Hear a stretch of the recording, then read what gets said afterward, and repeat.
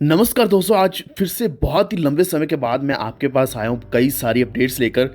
क्योंकि 1 जुलाई करीब आ चुका है और अभी टैक्स को लेकर बहुत सारी बातें आपको सुनने को मिल रही होंगी, लेकिन इसका सलूशन क्या है और एक्चुअल में क्या होने वाला है वो हम डिस्कस करेंगे इस वीडियो में। इसी के साथ मार्केट जो है बहुत ज़्यादा नीचे जा चुके हैं। बीटीसी आप खुद जानते हैं कि $20,000 के आसपास चल रहा है बहुत लंबे समय से। क्या यहाँ से बीटीसी में रिकवरी आएगी या नहीं? ऑलरेडी ऐसी सारी अपडेट्स मैं आपको टेलीग्राम के ऊपर तो दे ही रहा हूँ, लेकिन इसमें हम और भी डिस्कस करेंगे कि अभी बीटीसी का प्राइस कहाँ जाने वाला है और हमें इसमें एक अच्छा पंप कब तक देखने को मिलेगा। तो एक मोस्ट इंपॉर्टेंट अनाउंसमेंट आप सभी के लिए यही है कि हम बीटीसी के एनालिसिस और वैसे भी ऑल काइंड्स के एनालिसिस साथ के साथ डाल रहे हैं। आप ट्रेड भी ले सकते हैं, एक अच्छा प्रॉफिट भी बना सकते हैं इस वक्त भी।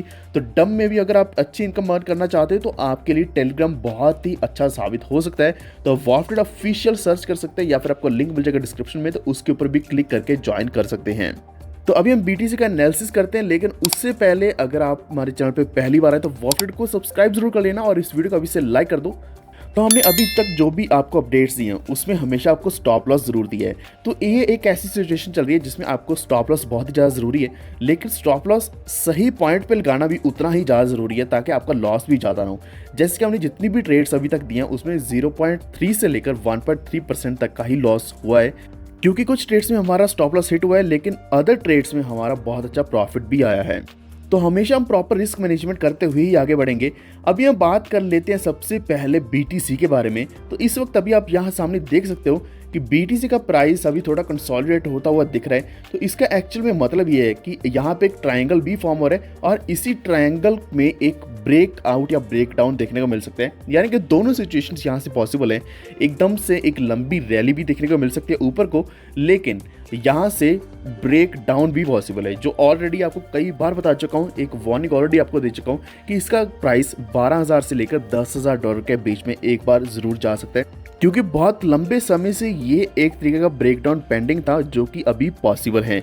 तो यहाँ पे ट्रेड लेना बहुत ही मुश्किल है, लेकिन हम स्टॉप लॉस के साथ कुछ ना कुछ ट्रेड्स लेंगे। लेकिन अवॉइड करना फ्यूचर अभी ट्रेड्स मत लेना, क्योंकि उसमें रिस्क बहुत ज़्यादा इन्वॉल्व रहेगा और आपके फंड्स का बहुत बड़ा लॉस भी हो सकता है। लेकिन ओवरऑल अगर हम मार्केट देखें तो अभी मार्केट कैप में रिकवरी दिखी है, जो कि $943 बिलियन तक अभी पूरा मार्केट कैप पहुंच चुका है क्रिप्टो का। इसी के साथ बीटीसी की डोमिनेंस भी कम होती हुई दिख रही है। इससे पहले ये ऑलरेडी 50% तक पहुंच चुकी थी, अब इसकी डोमिनेंस कम हो रही है। इसका मतलब ये है कि जितने भी ऑल्ट कॉइन्स हैं वो अभी कुछ ना कुछ रिकवरी ले रहे हैं, किसी न किसी तरीके से रिकवरी होती हुई दिख रही है हमें ऑल्ट कॉइन्स में, जो कि हमारे लिए बहुत ही अच्छी चीज़ है। अगर हम लॉन्ग रन में बात करें, यानी कि वीकली चार्ट की बात करें, तो हमें दिख रहा है कि यहाँ से करीब 3 से 4 हफ्ते के अंदर हमें बिटकॉइन में रिकवरी भी मिल सकती है, यानी कि बिटकॉइन रिकवर होगा और बाकी ऑल्टकॉइन्स में भी हमें एक अच्छा प्रॉफिट बुक करने का मिल सकता है। तो अब हम बढ़ते हैं क्रिप्टो टैक्सेस की तरफ। तो बहुत ज़्यादा रेस्ट्रिक्शंस लग रही है इस वक्त इंडिया में, खासकर अगर हम CoinDCX जैसी एक्सचेंजेस की बात करें तो वहाँ क्रिप्टो के deposits and withdrawals multiple users के लिए ऑलरेडी रिस्ट्रिक्ट कर दिए गए हैं, या फिर हम बोल सकते हैं बैन कर दिया गया है। तो एक्चुअल में मेन रीज़न उनका ये है कि वो चाहते हैं कि अभी KYC कवरेज और भी ज़्यादा इंप्रूव करी जाए, जो रिस्क फ्रेमवर्क है क्रिप्टो का डिपॉजिट्स एंड विड्रॉल्स का उसको और भी ज़्यादा बेटर किया जाए, और जो मॉनिटरिंग है एक्सचेंजेस के ऊपर वो और भी अच्छी करी जाए। तो इसका मेन रीज़न या मेन मकसद एक ही है कि 1 जुलाई को TDS लगेगा और हर एक एक्सचेंज को अपना पूरा डाटा सभी यूज़र्स का, सभी ट्रेडर्स का गवर्नमेंट के पास देना होगा। कौन से कॉइन में कितनी बाइंग करी है, कितने पे सेल हुआ है, TDS तो कटेगा ही, लेकिन इसी के साथ गवर्नमेंट के पास भी पूरी इन्फॉर्मेशन होगी। और अगर आप टैक्स नहीं पे करोगे जो भी आपने प्रॉफिट बनाया, तो उस टैक्स को छुपाने पर आपको पेनल्टी भी लग सकती है। इस वक्त हम देख पा रहे हैं जो डिपॉजिट का ऑप्शन अवेलेबल है। अगर हम WZirX एक्सचेंज की बात करते हैं तो यहाँ सिर्फ और सिर्फ P2P है। तो P2P में भी कई सारी प्रॉब्लम्स आती हैं, जैसे कि बहुत बार स्कैम हो जाता है या फिर फ्रॉड हो जाता है, आपका पैसा आपको वापस नहीं मिलता। तो अगर आपको इसका सोल्यूशन चाहिए तो नीचे कमेंट जरूर करना P2P, ताकि मैं जल्द से जल्द आपके लिए ये एक वीडियो लेकर आऊँ। तो यहाँ जैसे मैंने WZirX की बात करी तो WZirX ऑलरेडी दुबई में शिफ्ट हो चुका है, लेकिन ऐसे ही और भी कई सारे प्रोजेक्ट्स हैं जिनके ऊपर अच्छा या बुरा प्रभाव पड़ेगा आने वाले दिनों के अंदर। जैसे कि इंडिया का बहुत ही बड़ा प्रोजेक्ट है EPNS के नाम से, जिसका है इथेरियम पुश नोटिफिकेशन सर्विस, जिसका कॉइन है पुश के नाम से। तो एक्चुअल में ये Web3 बेस्ड प्रोजेक्ट है जो कि सेंड और रिसीव करता है मल्टी चेन पुश नोटिफिकेशन, खासकर डैप्स के ऊपर, या फिर अगर आप कोई भी किसी भी तरीके का डेक्स यूज़ कर रहे हैं, ट्रस्ट वॉलेट यूज़ कर रहे हैं या फिर मेटामास्क यूज़ कर रहे हैं, तो वहाँ अगर आपको नोटिफिकेशंस नहीं आते डिपॉजिट्स के, विड्रॉल्स के, तो आपके लिए बेस्ट ऑप्शन EPNS ही रहेगा, क्योंकि EPNS आपको हर एक ट्रांजैक्शन का नोटिफिकेशन देने वाला है। और वैसे भी अगर हम इसके कॉइन की बात करें तो पुश कॉइन को अगर आप बाय करते हैं तो अभी बहुत ही लो प्राइस पे चल रहा है। आने वाले दिनों के अंदर आपको एक अच्छा प्रॉफिट बुक करने को मिलेगा पुश कॉइन में।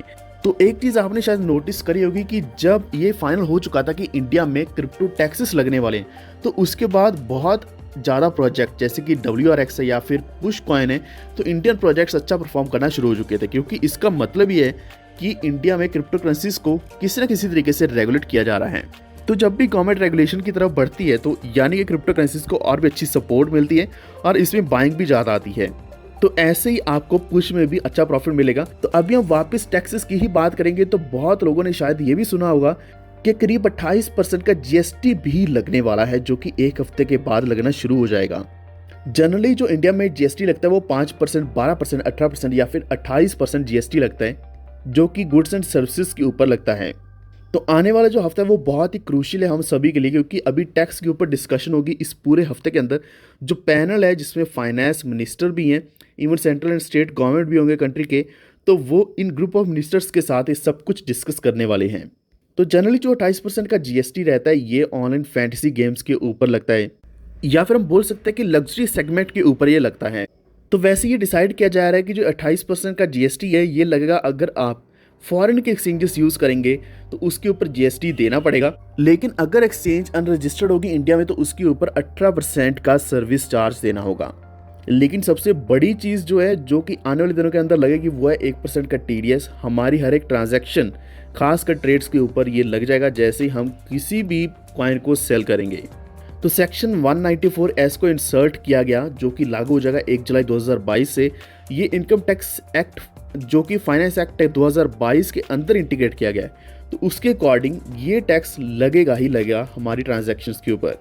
तो यहाँ गवर्नमेंट के दो मकसद है, एक तो ये है कि एक तो टैक्सेस को कलेक्ट करना, दूसरा ये है कि किसी न किसी तरीके से आपकी जो भी बाइंग या सेलिंग है उसको ट्रैक करना। तो इनकम टैक्स इंडिया ने जून 22 को यहाँ पूरी डिटेल्स ऑलरेडी दे दी हैं। तो एक्चुअल में एक्सचेंज बायर या फिर ब्रोकर के साथ एग्रीमेंट करेगा रिटर्न, या फिर हमें एग्रीमेंट करना पड़ेगा, जिससे क्या कि हमारी जितनी भी ट्रांजैक्शन है उनके ऊपर हम उनको खुद एक परमिशन देंगे कि वो हमारे टैक्स को डिडक्ट कर सकते हैं। तो क्वार्टरली स्टेटमेंट एक्सचेंज के द्वारा गवर्नमेंट के पास जाएगी, जिसमें सारी डिटेल्स हमारी किसी भी बाइंग या सेलिंग है उसकी भी जाने वाली हैं। तो अगर कोई भी पर्सन एक कॉइन को बाय कर रहा है, दूसरा पर्सन सेल कर रहा है, तो बायर और सेलर दोनों को टैक्स पे करना पड़ेगा।